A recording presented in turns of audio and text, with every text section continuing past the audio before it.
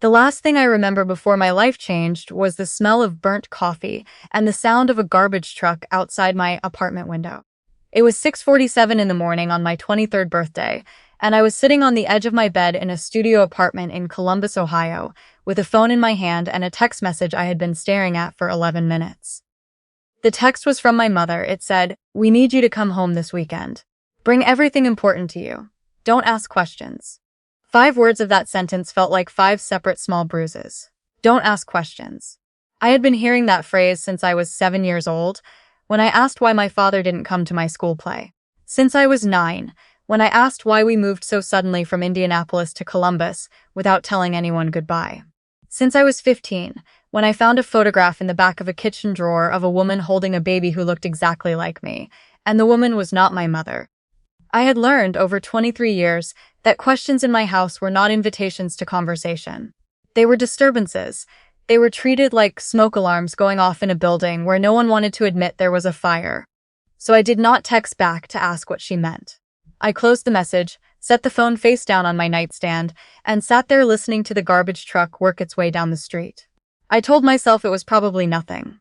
A family dinner. A surprise even.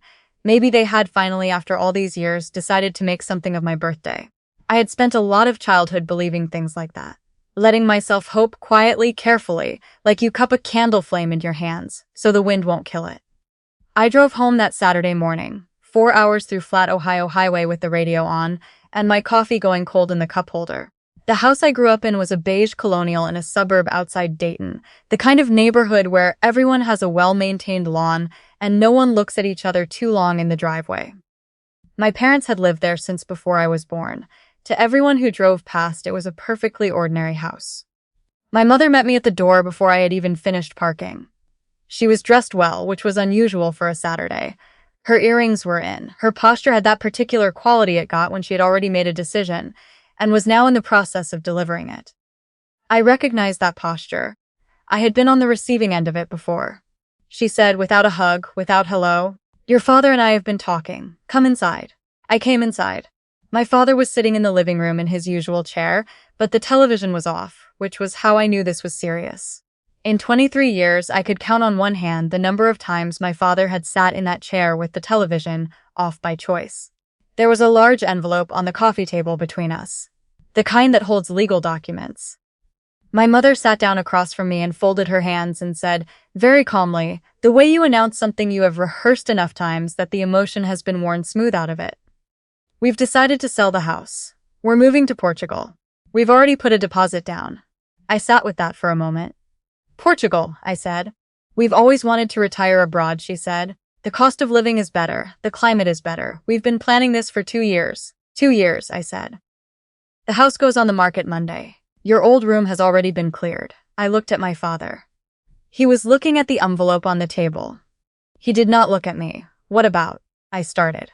"There's a check in the envelope," my mother said, "for $3,000. That should help you with whatever you need to get settled. We've already purchased our flights. We leave in 3 weeks.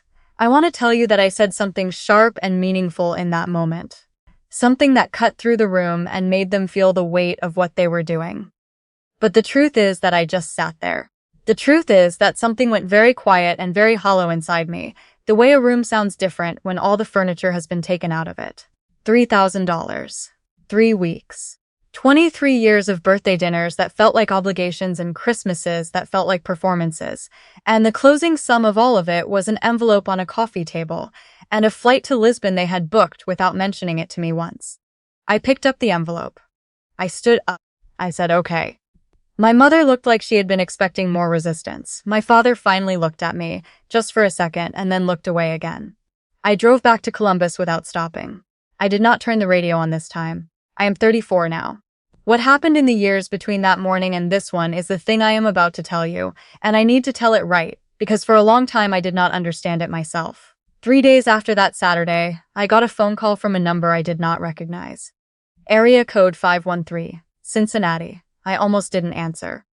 I was in the middle of a shift at the restaurant where I was working at the time, a lunch place downtown where I had been a server for 2 years while I figured out what I actually wanted to do with my life.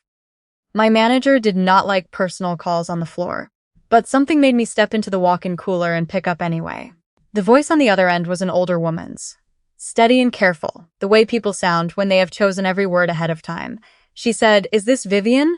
Vivian Marsh?" I said yes. She said, "My name is Cornelia.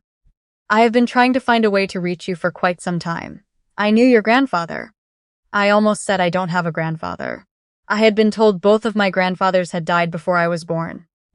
It was one of those family facts I had absorbed so early that I had never thought to question it, like knowing that the sky was blue or that our family did not talk about difficult things. Instead, I said, "Who is this?" And she said, "Someone who made a promise to a man who loved you very much.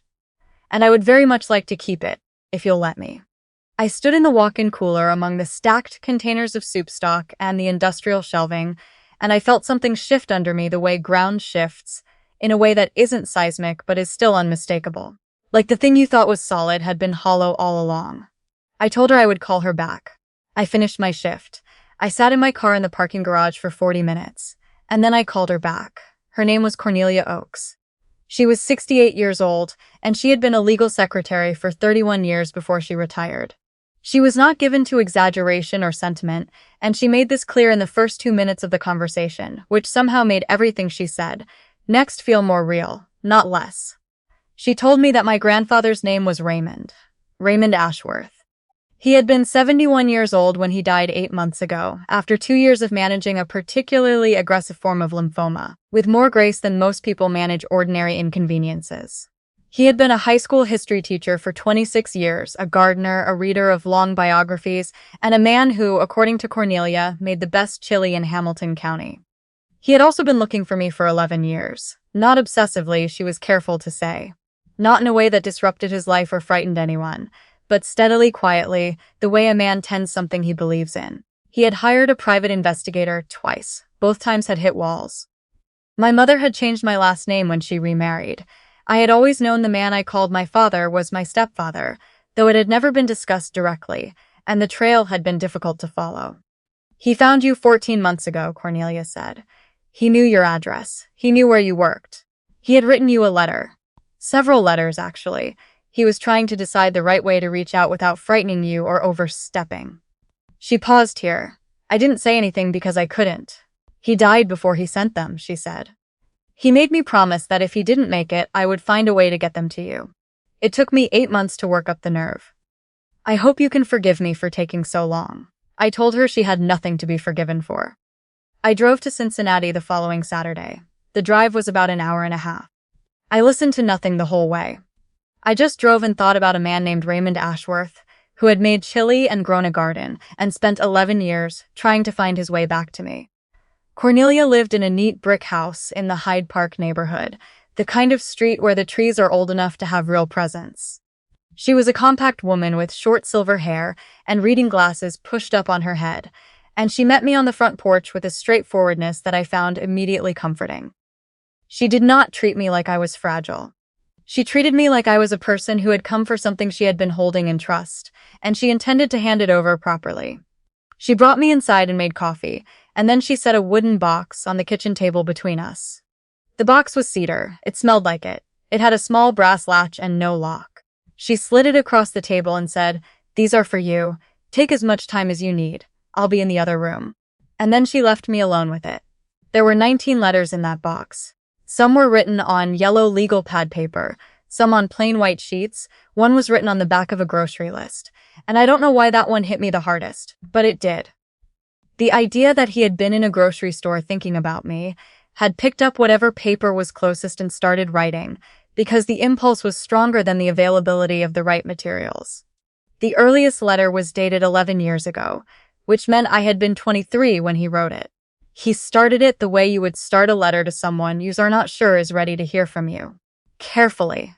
He said he didn't know if I knew he existed. He said he wasn't sure what I had been told or not told, and he was not going to assume. He said that if I was reading this and I wanted nothing to do with him, he would understand completely, and he meant that in the fullest possible way, with no conditions attached.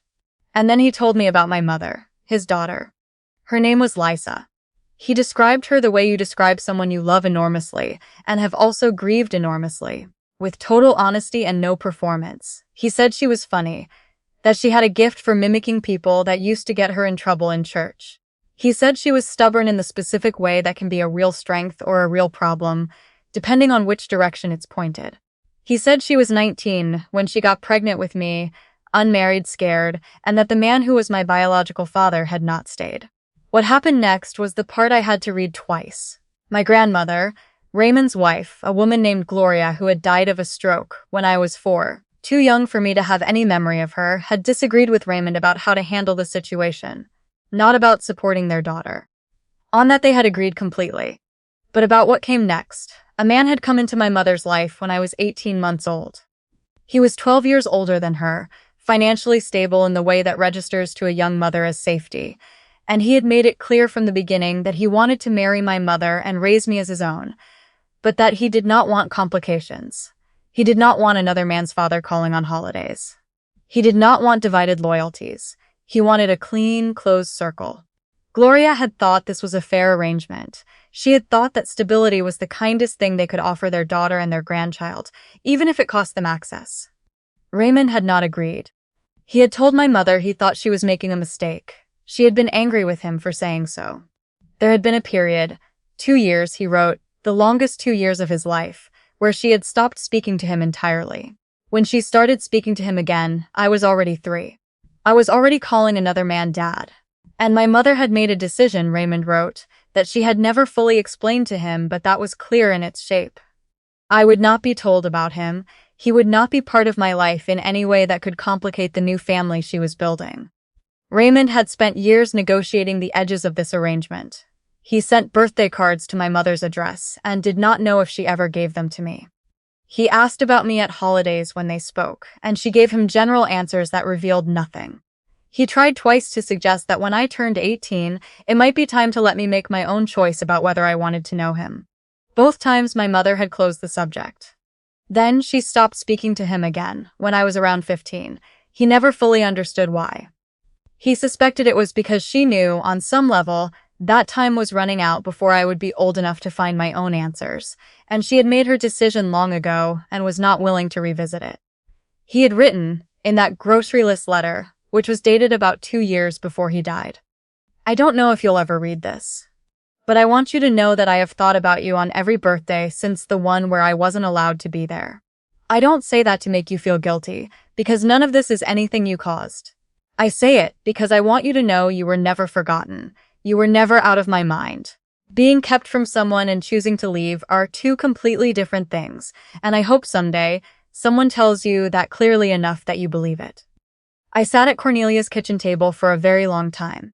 She came back eventually, quietly, with more coffee, and she sat across from me with the particular patience of someone who has had a long relationship with difficult emotions and no longer needs to fill them with noise.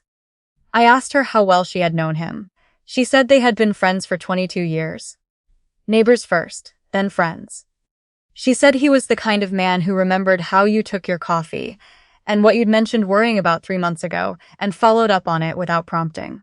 She said that the last 6 months of his life, when he was too tired to do much, he had mostly wanted to sit on his back porch and watch the birds at his feeder, and she had sat with him out there many times.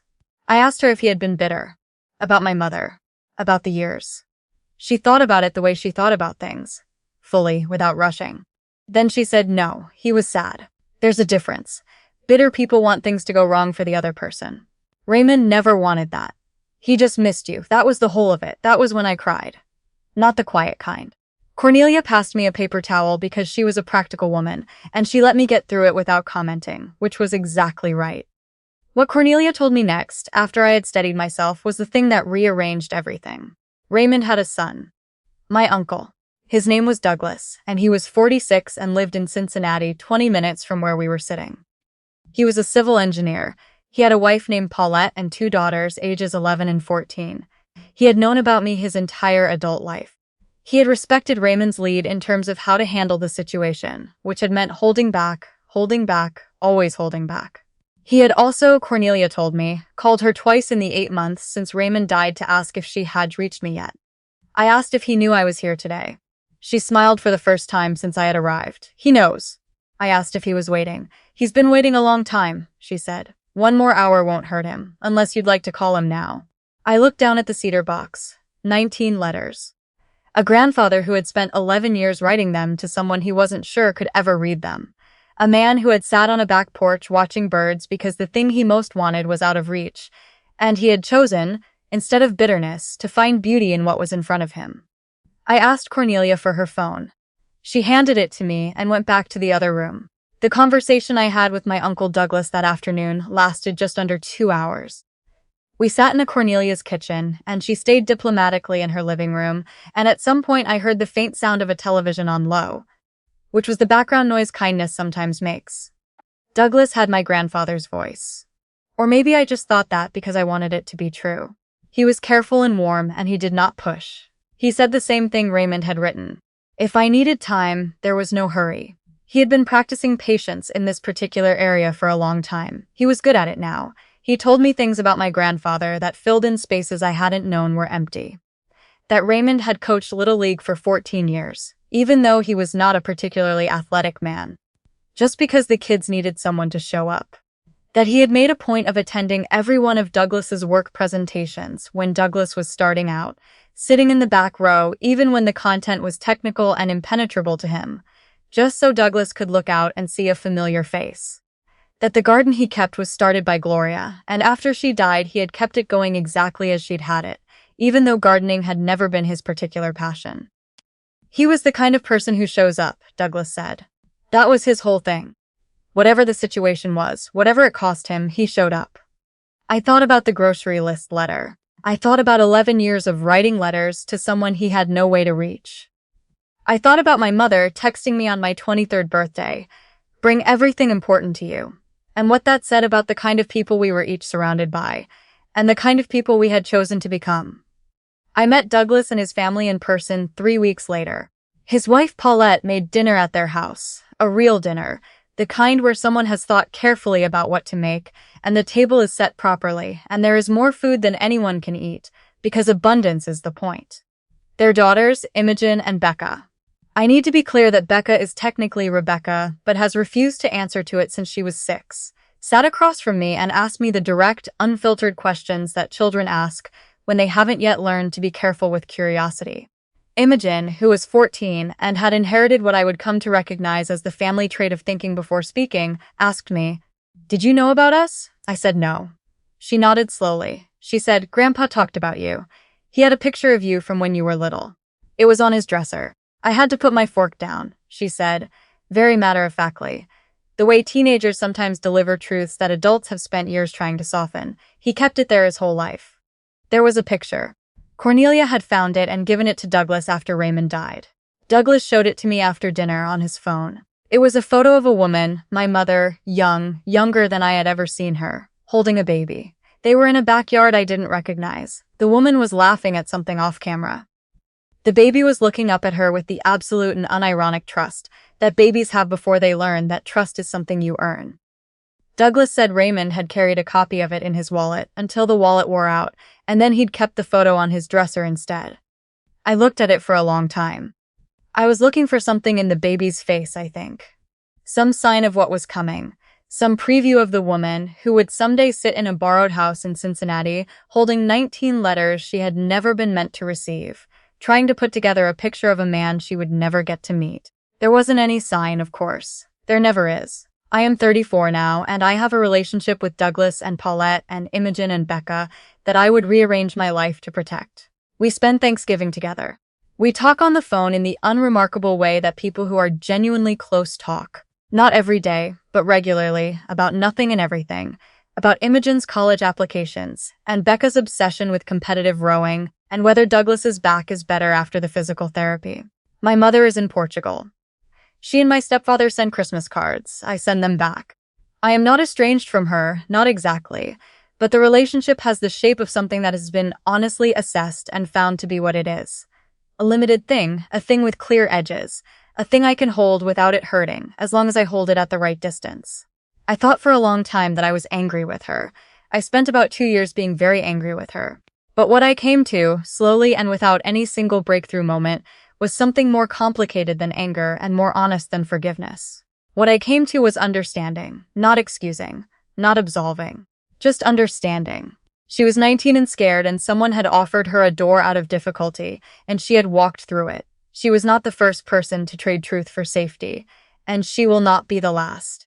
What she could not have known, what I suspect she still's not fully reckoned with, is the cost of that trade. Not to her. To Raymond. To me. To the 11 years of letters in a cedar box and the photograph on a dresser and the granddaughters who grew up knowing his face but not mine. She could not have known. I believe that. I also believe that not knowing the cost of something does not mean you didn't pay it. There is one more thing. After Raymond died, Douglas found something in his desk, a short, handwritten document. Not a legal will, that had been handled properly through an attorney. This was more personal. 3 paragraphs in Raymond's handwriting, dated about 6 months before he died. The first paragraph was about the garden. Who should have which plants and when to transplant them. The second paragraph was for Douglas, private. Douglas has never shown it to me, and I have never asked. The third paragraph was for me. Douglas read it to me over the phone the night he found it, his voice doing the careful, steady thing that voices do when they are carrying something fragile over a long distance. My grandfather had written, "If Vivian finds her way to you, and I believe she will, because some things are stronger than the walls put up to stop them, tell her I'm sorry I ran out of time. Tell her I was not sorry about 1 minute of the waiting. Tell her that wherever she came from and however she got here, she was wanted. She was real to me. And being real to someone, truly real to them, is not nothing. It is, in fact, most of everything. I have read those words so many times now that I could recite them without looking. I have read them on bad days, and on ordinary days, and on days that were so good, I wanted to make sure I wasn't taking them for granted. My grandfather never got to meet me. I never got to sit across from him at a table, or hear what his voice actually sounded like, or ask him what he thought about when he was watching the birds on his back porch in the last months of his life. But he spent 11 years writing to me in the dark, without knowing if the letters would ever arrive, without any guarantee that the person they were written for would ever want to read them. He showed up, even when showing up was a cedar box and a borrowed kitchen table and a phone call from a stranger. That is the inheritance he left me. Not the cedar box, though I have kept it, not the photograph, though Douglas had a copy made for me. The inheritance is the knowledge that someone can be kept from you and still choose every single day to stay. Some people give up on what they can't reach. Raymond Ashworth never did, and neither, after everything, will I.